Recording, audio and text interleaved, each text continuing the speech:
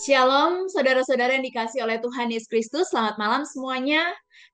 Pada malam hari ini kita akan kembali mendengarkan sebuah renungan singkat. Sebelumnya mari kita berdoa dahulu kepada Tuhan. Mari kita bersatu di dalam doa. Allah Bapa Sang Pemilik kehidupan yang selalu memimpin setiap kami sebagai umat-Mu, sebagai ciptaan-Mu. Pada saat ini kami bersyukur kepadamu Tuhan atas segala sesuatu yang sudah Tuhan izinkan terjadi di dalam kehidupan kami, terkhusus dari pagi hari kami bangun tidur sampai malam hari ini. Kami bersyukur Tuhan, Engkau memampukan kami.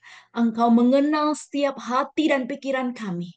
Engkau pula yang boleh terus ada di dalam diri kami. Sehingga segala sesuatu yang kami lakukan, biarlah itu semua boleh terjadi atas seizinkah dan kehendak darimu saja.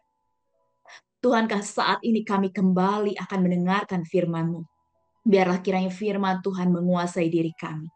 Kami boleh terus berjalan di dalam Kristus seumur hidup kami. Di dalam nama Tuhan Yesus Kristus, kami menaikkan doa ini. Amin.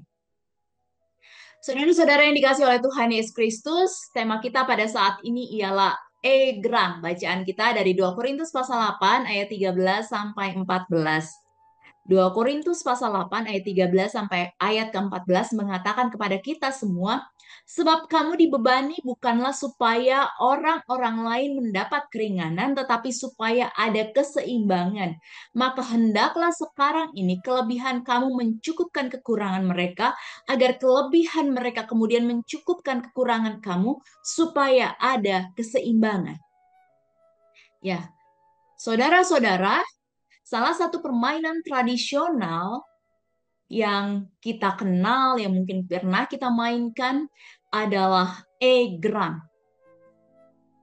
Egrang juga terdiri dari alat yang dibentuk dari bahan tradisional, baik menggunakan bambu atau menggunakan kayu.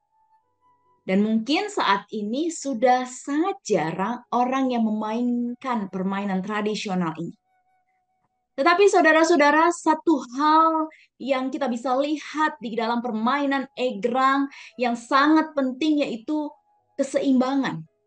Keseimbangan dalam egrang lebih mudah tercapai saat kita terus bergerak, bukan hanya diam di tempat. Ya, ketika diam di tempat, tentu akan tidak mudah untuk mempertahankan. Keseimbangan dalam egrang bukan tujuan akhir, melainkan proses yang berlangsung secara terus-menerus.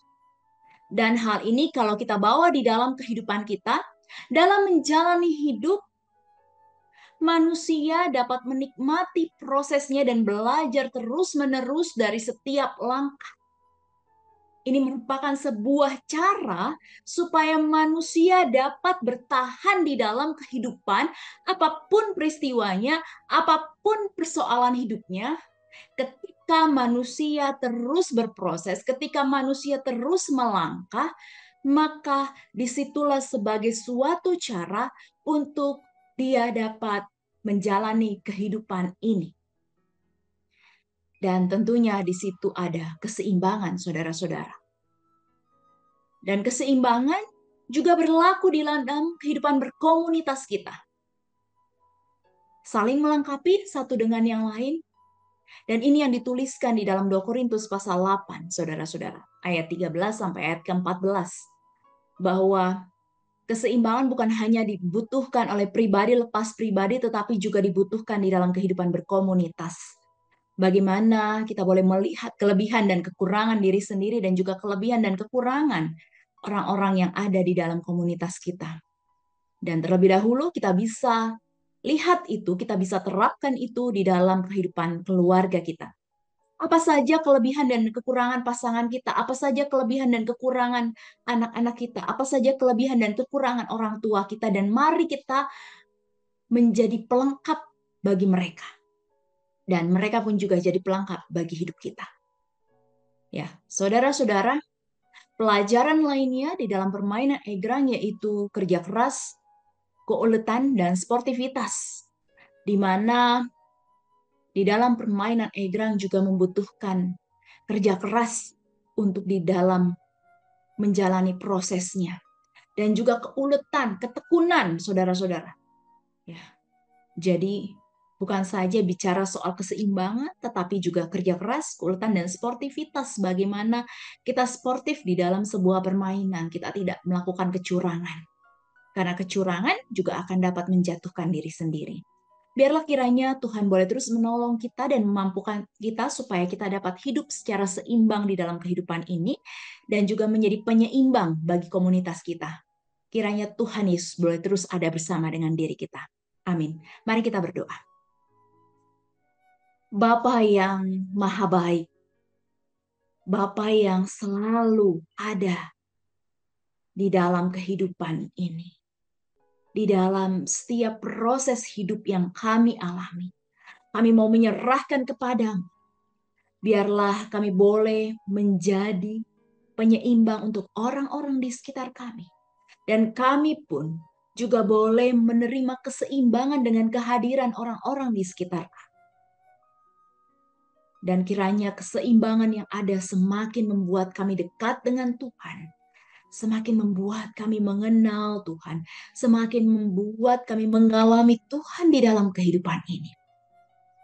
Dan biarlah kiranya kami boleh belajar untuk terus dapat menjadi anak-anak Tuhan yang setia kepadamu sampai akhir hidup kami.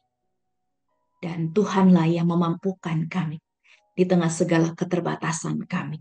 Di dalam nama Tuhan Yesus Kristus, kiranya Tuhan Yesus yang menguasai hati dan pikiran kami. Amin.